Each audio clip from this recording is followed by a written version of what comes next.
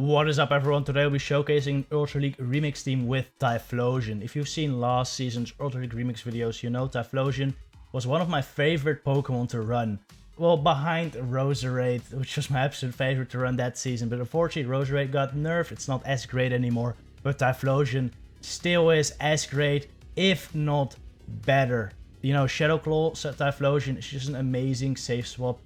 In this meta, Shadow Claw allows you to get an energy advantage really quickly. And with a couple Shadow Claw advantage, you can beat like Stunfisk. You, of course, always beat all the Charmers.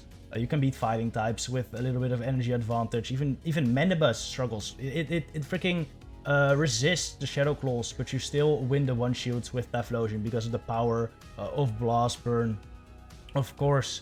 And then common things that switch into Typhlosion, like a Jellicent. You see switch into Typhlosion very often because, of course, it's a water type. It's supposed to be fire types. They take so much damage from Shadow Claw, and the Solar Beam will one-shot them. So yes, an amazing safe swap. I'm running it with Scrafty Lead, mainly because I just really want to try out my Scrafty. I built this pretty recently, so I want to give it a good go, and I think it pairs really well with Typhlosion's safe swap.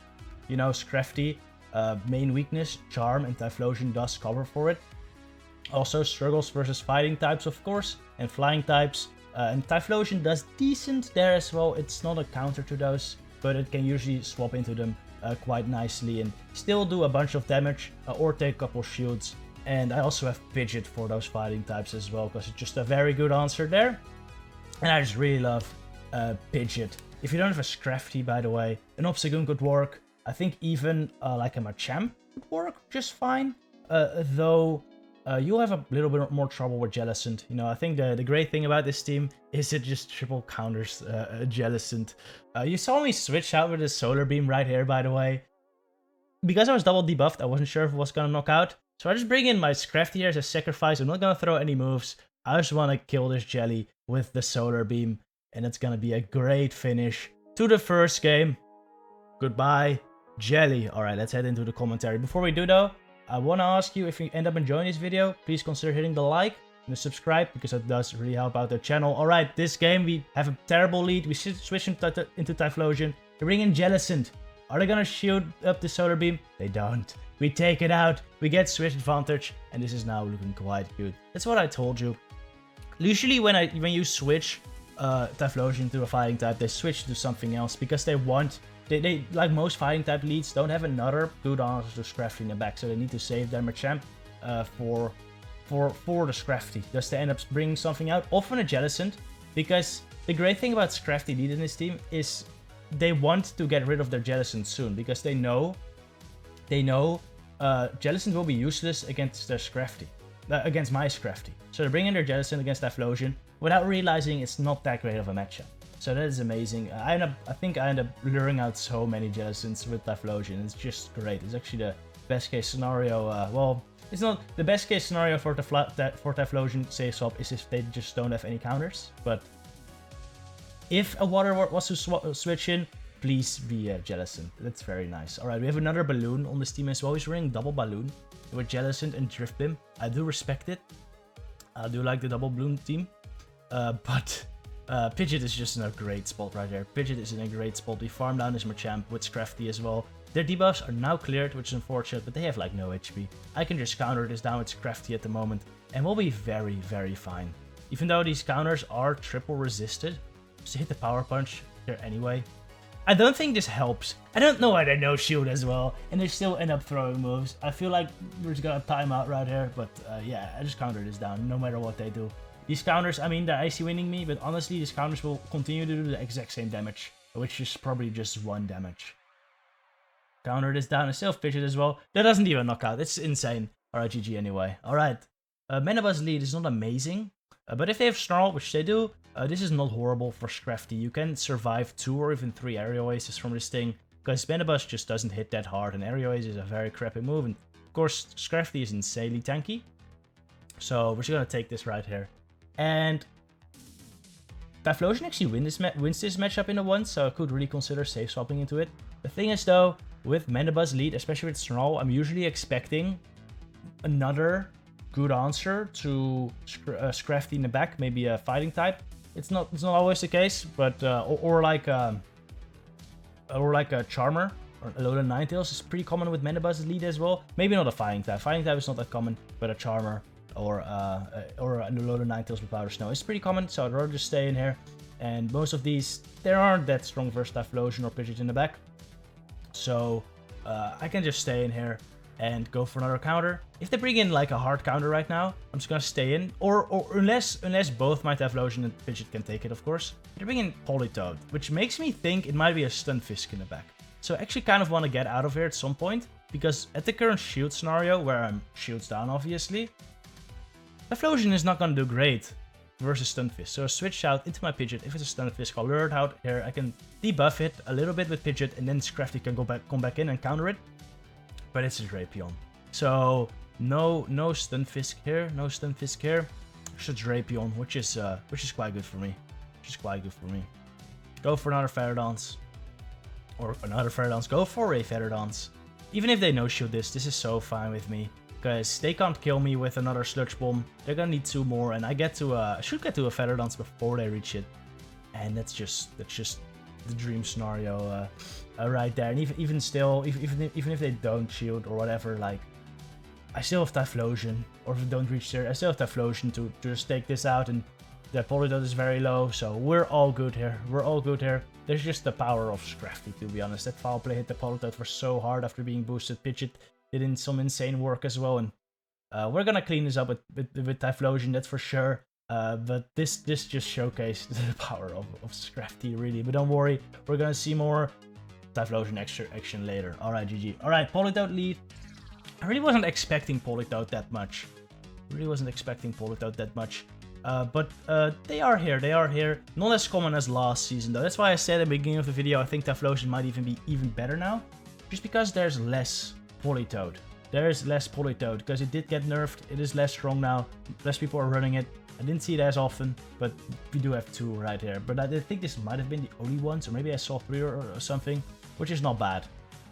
I think a bigger issue for Typhlosion at the moment, or his team at the moment, is Dragalge. Or dragons in general, but Dragonite is not that common. The most common dragon I've seen is Dragalge, and that is kind of a pain to kill. But it is manageable. You know, with teamwork, you can definitely take him out. Especially since most Dragalge are paired with Ferrothorn. I think most Dragalge I've faced are paired with Ferrothorn, and this team just does insanely well against Ferrothorn. So they have 1 Pokemon that is good against all 3 of your Pokemon, but they also have 1 Pokemon that is basically useless against all 3 of your Pokemon. So it's really not that horrible most of the time, unless they have like a Stunfisk Dragalge team, which would be awkward. But most of the time, they have been manageable. All right, they double shoot their Mandibuzz right here because I switched in Typhlosion. Makes sense, because since I switched in Typhlosion into their Mandibuzz, they must realize I don't have a great Mandibuzz answer in the back, so I double shoot it, expecting to get their shields back or just do a bunch of damage versus whatever is in the back. And well, they were right. I don't have the best Mandibuzz answers left, just a Pidgeot. But it's fine. Pidgeot's an absolute tank. I go for the Feather Dance here for some odd reason. Honestly, maybe I should have Brave Bird because it would have knocked out. I think what I'm hoping to do here is just take another one of these and farm them down. That is my hope. But I don't get the farm down, but they do bring in an Escavalier. And this is amazing at this point, because I can just Brave Bird this. They get to the move before me, though. Well, we got there at the exact same time, but we CP tie, of course, because, well, Escavalier wins that. Go for the Brave Bird. This should knock out the Escavalier. Goodbye. I bring in my Scrafty right here. They have a Politoed, which with a little bit of energy. A little bit of energy. And a good amount of health. Do 2 foul plays knock out here. I am in range where a Weather Ball will definitely knock me out. I go for another foul play. I get very lucky with the fouls of the now right there. Unfortunate for my opponent, but I'll take that. Farm him down. Maybe the Frost of the Now was in play there. I don't know. I think they might have died with it. So if they got that much through, I would have lost. But you know what? That's just how the game works these days. I'll take it when I can get it. Power Punch down this Mandibuzz, and that's a great game right there. Alright, Gengar Lead. This is a game I end up misplaying quite a bit. You know, they are staying in with Gengar versus Scrafty, but this matchup is actually not that great for Scrafty if shields are up, because the counters do absolutely nothing, and you need a charge move to hit. They switch out though after hitting a Shadow Ball, but now I'm already quite low. And since they stayed in, I'm kind of expecting like a Stunfisk in the back. or a Ferrothorn, something that loses to Scrafty, or maybe, no Jellicent, but yeah, it is a Stunfisk. It is a Stunfisk. That makes sense with Gengar, you do see that quite often. Scrafty being pretty much the only core breaker, so or like a Swampert or Politoed, but they're not that common. Swampert is banned even in Remix, so the Politoed is not that common, and Gengar still does okay there. Anyway, Stunfisk, this point, it's not the greatest, but I still have my Scrafty, so I'm gonna pop right here. So I have my Scrafty, and they have a Gengar with a bit of energy and like a lot of health left. So, and I still have Typhlosion as well. This is not looking amazing. However, especially since they shoot this, I shoot this as well because I know it's gonna be an Earthquake, and even though they're double debuffed, I think it's gonna knock me out or put me in range where Shadow Claws can knock me out. However, maybe I should not have shielded that. I bring in Typhlosion right there. They already have a bunch of energy because they switched out with a bit of energy. I think I'm gonna shield this up, expecting the Shadow Ball, but they bait me, which is a really good move. Because now they're definitely gonna reach the Shadow Ball. I gotta go for the Blast Burn right here. And I gotta hope I can Shadow Claw them down in a range where my Scrafty can farm them down. But this is not looking like that range. I think what you should do when you... Yeah, they Shadow Ball me, I'm dead. What you should do when you go to a Gengar Lead with this squad is go to Typhlosion immediately. Because both Typhlosion and Pidgeot do really well against Gengar when shields are up. And Scrafty only really does that well when shields are down. If you have 2 shields, it's not that great. So if they end up staying in versus your Scrafty, just switch into Typhlosion, because they'll be forced to switch out, basically. And then you've already done some damage with Shadow Claws, and maybe you can burn some shields with Typhlosion, and Scrafty can clean it up in the back. Anyway, that was very well played by my opponent. GG right there. Alright, Nidoqueen Lead is very bad. Actually, one of the worst leads for my team, because it does beat Scrafty quite hard. It's pretty okay versus... Well, it beats Typhlosion as well. I think it also beats Pidgeot. So, it's not great for my squad. But I'm just predicting the first Poison Fang right here. Great thing though, with Pidgeot, with Nidoqueen Lead, there's usually not a water in the back. Also, usually not a dragon. I guess Dragonite would make sense, but people don't run Dragonite these days anymore. They run Mandibuzzes. They run Scrafties behind Nidoqueen. Usually no water. If it's a water, it's usually Jellicent, which is where Typhlosion also does okay. So it's really not the worst lead to safe swap your Typhlosion into. And now they bring in Mandibuzz, and we bring this like really low. They undercharged their Aerial Ace even. I didn't want to get farmed down, because if I get farmed down, I'll get hit by 2 Aerial Aces on my Scrafty, which I didn't want to happen. However, I am now switch locked with my Scrafty versus Mandibuzz, and probably a Nidoqueen that comes in right now, and this is not amazing. Maybe I should not have switch locked myself, but it might still be fine. You know, I can maybe get the 2 foul plays here, which would barely knock out this Nidoqueen. It will be close. It will be very close. Yeah, I think that does knock out with the couple extra counters. Shoot this up right here, because it would basically knock me out after poison jabs. I want to get to another foul play. I'm thinking this is a Scrafty back, because most of the time Nidoqueen is paired with 2 darks in the back. It could be Umbreon as well, which honestly will be fine too, because I have Scrafty. But it's Scrafty. I bring in Pidgeot, and this is just game over at this point, and they know they can see GG right there. Alright, another Nidoqueen Lead. Go into Typhlosion. Like I said, if it's a water, it's usually Jellicent. Usually Hex Jellicent though, but Bubble also makes sense because it's better versus Stunfisk, which of course does counter the Nidoqueen quite nicely. It's not great for my Typhlosion though, but I can still take a Shadow Ball right here and go for the Solar Beam. Since it's super effective, it's a very hard hitting move. This will one-shot like we saw in the beginning of the video, but unfortunately they do shoot it up. But this is still okay-ish. This is still okay-ish, because I can get some farm at Scrafty here. They're gonna Bubble Beam me here, which is not nice, but this means the foul play does not knock out. I don't want to get Bubble Beam more though, before I throw this foul play, so I'm just gonna throw it immediately. Because at this point, if they no-shoot this, I can just farm down with counters. If they Bubble Beam me again, I would not have been able to put them in counter down range, but they don't even stay in. I don't get the counter down at all. They bring in Scrafty, which is actually pretty good for me, because, well, even though I'm debuffed, this matchup is still better than Scrafty versus Nidoqueen. So I'm very gladly staying in here. Even though Pidgeot, of course, is a really good counter here, I'd rather save the health from Pidgeot so I can kill the Nidoqueen later, hopefully. Go for another pup. At this point, maybe I should go one more counter. I think I should have done one more counter, to be honest. If I did one more counter, no, they would have gotten to the foul play in the middle of my gust. And maybe my Scrafty would have died. I need to keep my Scrafty alive because the Nidoqueen and the Jellicent still have debuffing moves, Bubble Beam and Poison Fang. So I need to keep a switch available. So if this Nidoqueen does Poison Fang me right here, I can switch out later. They bring in Jellicent though. I Feather Dance this, which is fine because now I don't get Bubble Beamed. Unless they survive at 1 HP. This is not great now, but maybe we can still play around this. Nidoqueen, I think, is now 4 Poison Fangs away because I overfarmed by 1 from the next Poison Fang, which I will catch on my Scrafty. This is really nice. They threw it on alignment, which is kind of odd to be honest, but really nice for me. The undercharge, which makes sense. Kind of painful though, but at this point I Feather Dance, which is a big mistake. I think the odds of them shooting a move right here is way lower than I'm no shooting, just because Pidgeots usually Feather Dance. I should have really gone for Brave Bird. Even if they shoot, well, if they shooted this Feather Dance, I would have won the game actually, because you're gonna see I'm gonna get to the Brave Bird, but now their shields are up. Like there's no point. I think I should have Brave Bird though. I think the chance was higher of them no shooting right there. But they made the right call, I guess, and I made the wrong one, and it's a great game right there. That's how it goes. Alright, Pidgeot Lead. I think this is the final battle. Horrible lead.